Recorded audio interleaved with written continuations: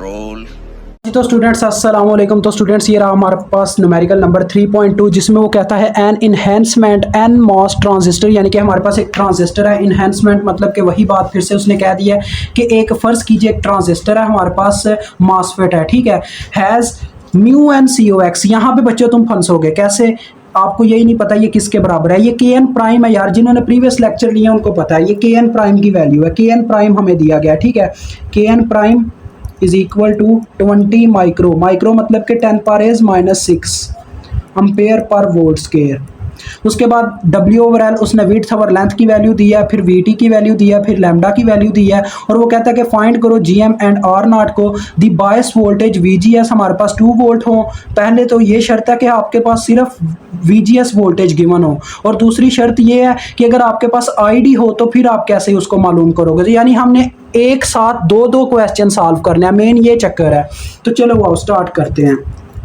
तो स्टूडेंट्स इतना याद रखिएगा, जब बायस वोल्टेज वगैरह इस तरह से वो कहने लाग पड़े और दूसरे नंबर पे वो GM और R नॉट की बात करे तो ये चीज़ याद रखिएगा। एन मॉस ट्रांजिस्टर भी उसने कह दिया है कि हमारा जो ट्रांजिस्टर है वो सैचुरेशन रीजन में वर्क कर रहा है, यानी कि हमारे पास जो ID का फार्मूला होगा वो सिर्फ इतना होगा। देखो ID इज इक्वल टू, हमारे पास ID बराबर होगी किसके जी, 1/2 KN prime W over L into VGS minus VT whole का स्केयर। बस यहाँ तक होगा इसका फार्मूला। बाकी आपको पता है कैसे कैंसिल होता है, मैंने प्रीवियस लेक्चर्स में बताया।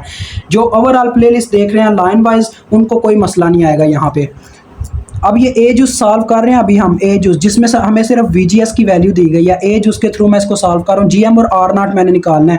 GM स्टूडेंट्स आपको पता ही, अगर R नॉट मालूम हो गया GM R वैसे ही मालूम हो जाएगा, टेंशन की इतना मसला नहीं है। अब देखो ID को मैं मालूम करने लगा हूँ, वैल्यूज पुट करके ID is equal to 1/2 KN prime की वैल्यू जो कि हमारे पास कितनी है 20 multiply by 10⁻⁻⁶। W over L की कितनी वैल्यू है 64। VGS की कितनी वैल्यू है जी, देखो 2 वोल्ट दी गई है, 2 माइनस VT की वैल्यू उन्होंने दी हुई है 1 वोल्ट, तो 2 माइनस 1 होल का स्केयर। तो देखते हैं कितनी निकलती है। तो ये स्टूडेंट्स मेरे पास आ रही है 0.64 मिली एम्पेयर। अब मैं आपको बताता हूँ मैंने ID को मालूम ही क्यों किया। मैंने ID को मालूम किया R नॉट को मालूम करने के लिए, क्योंकि R नॉट का फार्मूला आपको याद होगा, मैंने आपको बोला था याद करना, 1 लैम्डा ID होता है। तो यहाँ पे वैल्यूज पुट होंगी, लैम्डा की कितनी वैल्यू है 0.01, ठीक है जी, और ID की वैल्यू 0.64 मिली। तो ये पुट करने के बाद जो हमारे पास आंसर आ रहा है वो है स्टूडेंट्स 156 किलो ओहम, ठीक है जी। R नॉट तो आ गया लेकिन GM मालूम नहीं हुआ। GM का फार्मूला आपको मैंने बताया था 2 टाइप का था, एक डेरिवेशन से आता है, एक सिंपल होता है। तो सिंपल ही यहाँ पे काम आएगा क्योंकि हमारे पास VGS मालूम है यहाँ पे।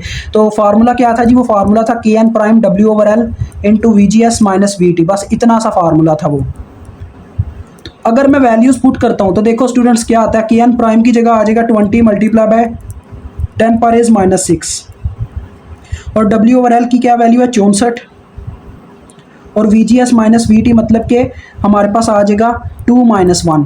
तो बस जी इसकी वैल्यू समझो आ गई। GM की वैल्यू हमारे पास आएगी कितनी, GM की वैल्यू स्टूडेंट्स हमारे पास आ जाएगी 1.28 मिली अम्पेयर पर वोल्ट इसका यूनिट होता है। यानी कि आपको पता ही है GM बराबर होते हैं रेजिस्टर का उलट GM होती है, कंडक्टेंस रेजिस्टेंस का उलट होती है। तो लिहाजा रेजिस्टर का, अगर रेजिस्टर हमारे पास किसके बराबर होता है according to Ohm's law, V over I, तो ऊपर वोल्टेज होता है नीचे करंट होती है, तो GM उसका उल्टा होगी, ऊपर करंट होगी नीचे वोल्टेज होंगे, तो ऊपर करंट का यूनिट नीचे वोल्टेज का यूनिट, अम्पेयर पर वोल्ट। पर मोहो भी इसका यूनिट होता है, पर ओहम भी आप लिख सकते हो, यानी कि आप इसको इस तरह से भी लिख सकते थे ओहम की पावर -1, लेकिन ये इतना खास नहीं लगता, ये काफ़ी अच्छा रहेगा। अब बीज उससे सॉल्व करते हैं, यानी बीज उसमें पता है वो क्या कह रहा है, अगर आपको VGS की वैल्यू की ना दी जाए जबकि उसकी बजाय ID की वैल्यू दे दी जाए तो तब आप क्या करोगे। बाकी सारा डाटा आपको वैसे का वैसे ही गिवन है, लेकिन इसमें क्या है जी VGS की वैल्यू गिवन नहीं है। तो कहाँ पे मसला आएगा, मसला आएगा GM को मालूम करने में, क्योंकि उसमें VGS की ज़रूरत होती है। तो जो मैंने आपको डेरिवेशन प्रीवियस वीडियो में समझाई है उसी डेरिवेशन का आपने इस्तेमाल करना है। अब देखो ID के थ्रू मैं इनडायरेक्टली R नॉट तो निकाल लूँगा, 1 लैम्डा ID, वही फार्मूला 1/0.01 लैम्डा की वैल्यू और अपने ID की वैल्यू 1 मिली मतलब के 10⁻⁻3। तो ये मेरे ख्याल में आ रहा है मेरे पास कितना जी 100 किलो ओम, ठीक हो गया जी, ये आ गया। अब स्टूडेंट्स बात आती है हमारे पास अपने जीएम की।